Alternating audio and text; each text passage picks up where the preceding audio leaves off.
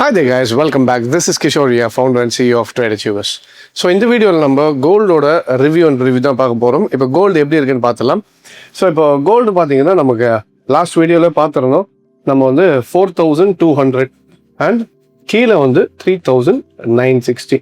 So இது வந்து நல்ல ஒரு மேஜர் சப்போர்ட்டாகவும் மேலே இது வந்து ஒரு மேஜர் ரெசிஸ்டன்ஸாகவும் ஆக்ட் பண்ணுன்ற மாதிரி நான் சொல்லியிருந்தேன். ஸோ 4180 to 4200 வந்து ஒரு ரெசிஸ்டன்ஸை ஆக்ட் பண்ணணும்னு சொல்லியிருந்தோம். ஸோ அதே மாதிரி மார்க்கெட் என்ன ஆச்சுன்னா 3960 வந்து சப்போர்ட் எடுத்துட்டு அங்கேருந்து போய் 4200 ரேஞ்சை வந்து மார்க்கெட் ஹிட் பண்ணிட்டு அதை பிரேக் பண்ண முடியாமல் திருப்பி வந்து கிட்டத்தட்ட ஒரு 4120 அந்த ரேஞ்சு ஒரு 80 பாயிண்ட் அந்த ரேஞ்சுக்குள்ளேயே ஃப்ளக்சுவேட் ஆகிட்டு இருந்துச்சு. இப்போ இதில் முக்கியமாக நம்ம பார்க்க வேண்டியது என்னென்னா மார்க்கெட்டோட ட்ரெண்ட் லைன் வந்து ப்ராப்பராக இங்கே ஹிட் ஆகிருக்கு, தெரியுதுங்களா? ஸோ இந்த ட்ரெண்ட் லைனில் தான் இப்போ மார்க்கெட் மூவ் ஆகிட்டு இருக்கு. ஸோ இது ஒரு ஃபஸ்ட்டு திருப்பி இந்த இடம் பார்த்தீங்கன்னா மறுபடியும் இந்த இடம் எல்லாமே வந்து நமக்கு என்னவா இருக்குது, ரெசிஸ்டன்ஸாக ஆக்ட் பண்ணிட்டு இருக்கு. அது இல்லாமல் ப்ளஸ் இங்கே வந்து 4200 உங்களுக்கு என்ன ஆகிட்டு இருக்கு, ரெசிஸ்டன்ஸாக ஆக்ட் பண்ணிட்டு இருக்கு. ஸோ இப்போ இது வந்து ஒரு ஜங்ஷன் பாயிண்ட் மாதிரி சொல்லுவோம். ஸோ இந்த ஜங்ஷன் பாயிண்ட் தான் முக்கியமான பாயிண்ட். ஏன்னா இந்த 4200 பிரேக் ஆகுது, ப்ளஸ் இந்த மார்க்கெட் இந்த ட்ரெண்ட் லைனோட ரெசிஸ்டன்ஸையும் பிரேக் ஆச்சுன்னா, பிரேக் ஆகி மேலே க்ளோஸ் ஆகிடுச்சுன்னா ஈஸியாக 4300 அடுத்த ரெசிஸ்டன்ஸை ரீச் ஆகிடும். அது பிரேக் ஆகிடுச்சுன்னா நெக்ஸ்ட் 4700 தான் உங்களுக்கு நெக்ஸ்ட் மேஜர் ரெசிஸ்டன்ஸாக ஆக்ட் பண்ணும். So this is R1 and R2 வந்து 4. சரி, நடுவில் இப்போ இவ்வளோ இருக்கேன்னா அது இருந்தாலும் ஒரு லெவலில் பிரேக் ஆகிடுச்சுன்னா அடுத்தடுத்து மார்க்கெட் வந்து மொமெண்டம் கொடுத்துச்சுன்னா மேஜர் லெவலுக்கு வந்து நோக்கி போக ஆரம்பிச்சிடும். So that is 4700. ஸோ இப்போ இதுதான் உங்களுக்கு நமக்கு லாஸ்ட் வீடியோவில் நான் சொல்லியிருந்தேன் 4180 ப்ளஸ் ஒரு பஃபர் வச்சுக்கோங்க 4200 வரைக்கும். பாட்டமில் வந்து சப்போர்ட் வந்து 3960 வச்சுக்கோங்கன்ற மாதிரி சொல்லியிருந்தோம். ஸோ நிறைய மேபி அது பார்க்காதவங்க காட்டுறேன் பாருங்கள். R1 எவ்வளோனா 4080 to 4100. ஏன்னா அது நெக்ஸ்ட் மேஜர் ரெசிஸ்டன்ஸும் 4100 இருக்கிறதுனால நம்ம கம்பைன் பண்ணிக்கலாம். இந்த ஜோன் லெவலையும் இதையும் கம்பைன் பண்ணிக்கிறோம். இது பிரேக் ஆச்சுன்னா அடுத்த R2 எங்கே இருக்குன்னா 4170. ஸோ இது வந்து சேனலுக்குள்ளே போயிட்டுருக்குது. இன்கேஸ் மார்க்கெட்டு இல்லை இந்த சேனலை வந்து கீழே ப்ரீச் ஆகிடுச்சு, மார்க்கெட் வந்து சப்போர்ட்டை பிரேக் ஆகணும்னா திருப்பி இந்த லெவல் தான், தட் இஸ் அரௌண்ட் 3950-60 அந்த ரேஞ்ச் வச்சுக்கோங்க. ஸோ 3950 இருந்து 3960 வரைக்கும் this will be your next level of support. இது 1 ஹவரில் வந்து இப்போ என்ன இருக்குது, இந்த இடத்துல ஒரு double bottom and let's take this as neckline. So இந்த நெக்லைன் எங்கே இருக்குன்னு பார்த்தீங்கன்னா கரெக்டாக ஒரு 4070 அந்த ரேஞ்சில் தான் நெக்லைனு. கீழே வந்து 3009 ஒரு கண்டினியூஷனுக்காக 3960. Okay, around 110 points. So market இப்போ என்ன இருக்குன்னு பார்த்தீங்கன்னா எக்ஸாக்டாக ஒரு 110 பாயிண்டில் டபுள் பாட்டம் வந்து கிரியேட் பண்ணியிருக்கு. ஸோ அப்போ இந்த டபுள் பாட்டமே இங்கே பிரேக் ஆச்சுன்னா ஆட்டோமேட்டிக்காக இந்த 110 பாயிண்ட் மினிமம் வந்து உங்களுக்கு என்ன ஆகும், மேலே போகிறதுக்கான வாய்ப்புகள் ஜாஸ்தி. ஸோ அப்போ 110 பாயிண்ட்னா 4070 110 பாயிண்ட் ஆட் பண்ணிங்கன்னா 4180 வருமா? ஸோ $4180 வந்து நம்ம மார்க்கெட்டில் எக்ஸ்பெக்ட் பண்ணலாம்.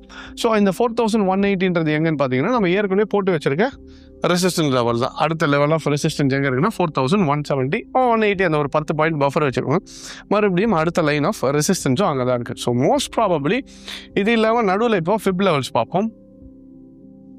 இப்போ 1 ஹவரில் என்ன இருக்குது, மார்க்கெட்டு இந்த சைட்வேஸ்குள்ளே கீழே திருப்பி வர முடியல, தெரியுதுங்களா? இங்கே மார்க்கெட்டு 3960 பிரேக் பண்ண முடியல, 4100 பிரேக் பண்ண முடியல, கீழே வர ட்ரை பண்ணிச்சு. ஆனால் 50 to 618 அந்த ரேஞ்சில் வந்து ஃபிப் லெவல்ஸில் வந்து மார்க்கெட் என்ன பண்ண முடியல, அதால் இன்னும் கீழே போக முடியல. ஸோ கீழே போக முடியாதனால திருப்பி அது மார்க்கெட் மறுபடியும் மேலே போக ட்ரை பண்ணுது. ஸோ மோஸ்ட் ப்ராபப்ளி 4100 பிரேக் ஆகிடுச்சுன்னா நெக்ஸ்ட் வந்து we can expect 4180 as next level off. இது வந்து R1ன்னு வச்சுக்கோங்க, இது வந்து R2. இதை பிரேக் ஆச்சுன்னா R3 வந்து 4000 ரெசிஸ்டன்ஸ் 3 வந்து 4300 ஆட் பண்ணும். இப்போது ஃபிப் லெவல்ஸ் இது பார்க்கும்போது எக்ஸ்டென்ஷன் பார்க்கலாம். ஓகே, ஸோ ஃபிப் எக்ஸ்டென்ஷன் லெவலும் ஸோ என்ன காட்டுதுன்னு பார்த்தீங்கன்னா ரெசிஸ்டன்ஸ் 1, ரெசிஸ்டன்ஸ் 2 அண்ட் ரெசிஸ்டன்ஸ் 3. இது ரெசிஸ்டன்ஸ் 3 மட்டும் கொஞ்சம் டிஃபரன்ஸ் இருக்குது, 4250 காட்டுது. மற்றது எல்லாமே அதே லெவல் தான், 4100 4180 4250. ஸோ இப்போ நிறைய பேருக்கோட கேள்வி எப்படி சார் அது கரெக்டாக 3960 950 அந்த ரேஞ்ச் சொன்னீங்க, மார்க்கெட் வந்துச்சு, திருப்பி 4200 சொன்னீங்க, அதே இடத்துக்கு போயிருக்கு, எப்படி இது அப்படின்ற மாதிரி கேட்டிருந்தீங்க.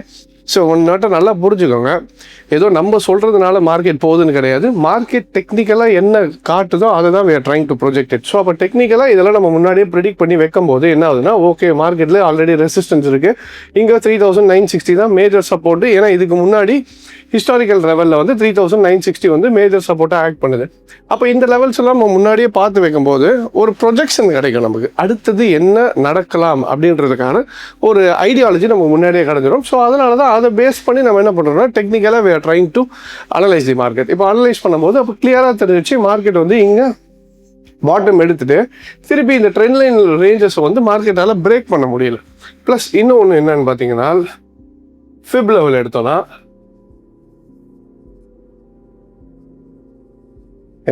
தெரியுதா,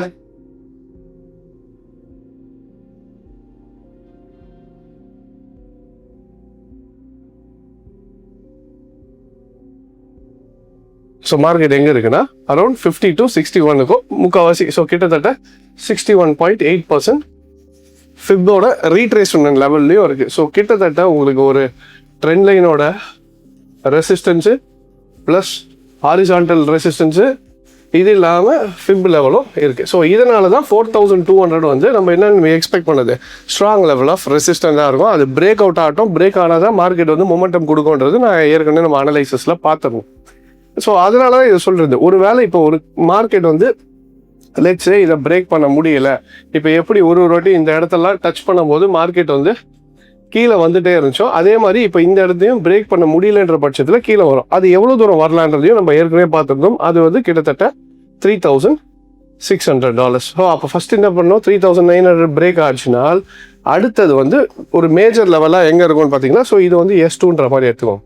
3960 வந்து S1ம் 3600 வந்து S2ன்ற மாதிரி எடுத்துக்கலாம். அப்போ இதை பிரேக் ஆச்சுன்னா நெக்ஸ்ட் மேஜர் ஃபால் வந்து 3600. அப்போ நம்ம ஊர் காசுக்கு எவ்வளோ வரும்னு பார்த்தீங்கன்னா சுமார் 10,500லேருந்து 11,500 ரூபாய் பர் கிராம்.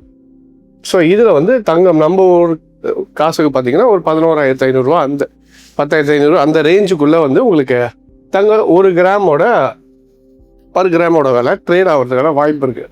ஸோ இது நான் எல்லாமே இன்டர்நேஷ்னல் மார்க்கெட்டில் சொல்லிட்டு இருக்கேன். ஆனால் இப்போ இதுதான் டெசிஷன் மேக்கிங் பாயிண்ட். ஏன்னா இந்த resistance fib level plus support resistance எல்லாத்தையும் பிரேக் ஆச்சுன்னா அப்போ next we can expect market to go up to 4,700. ஆனால் இதுதான் பிரேக்கிங் பாயிண்டான்றது நம்ம வெயிட் பண்ணி தான் பார்க்கணும். ஸோ பிரேக் ஆகிடுச்சுன்னா நெக்ஸ்ட் எப்படி போகுதுன்ற பார்க்கலாம். இல்லை பிரேக் பண்ண முடியல, மார்க்கெட் கீழே வருதுனாலும் அடுத்த லெவல் எங்கன்றதும் நமக்கு தெரியும். ஸோ இதை வச்சுட்டு இருந்தாலும் இதை வச்சு இது கால்ஸுக்காக இல்லை, ஒரு மார்க்கெட்டை எப்படி நம்ம அனலைஸ் பண்ணுன்றதுக்காக தான் நம்ம இது சொல்லி கொடுத்துட்டு இருக்கிறது. ஸோ இதை கால்ஸாக எடுத்துக்க வேணாம், நீங்கள் உங்கள் ஃபினான்ஷியல் அட்வைசரை கேட்டுட்டு ட்ரேட் பண்ணுங்கள். அதே மாதிரி இப்போ நான் எப்படி அனலைஸ் பண்ணணும், இதே மாதிரி ஒரு மார்க்கெட்டை எப்படி சிஸ்டமேட்டிக்காக அப்ரோச் பண்ணணும்னு நினச்சிங்கனாலும் we at Trade Achievers we teach people எப்படி ஒரு மார்க்கெட்டை வந்து டெக்னிக்கலாக அப்ரோச் பண்ணணும், அதுக்கு பின்னாடி இருக்க சயின்ஸ் என்ன, அதுக்கு பின்னாடி இருக்க ரூல்ஸ் என்ன, என்னோட எக்ஸ்பீரியன்ஸ் எல்லாத்தையுமே நான் வந்து ட்ரேட் அச்சீவர்ஸில் சொல்லி கொடுத்துட்ருக்கோம்.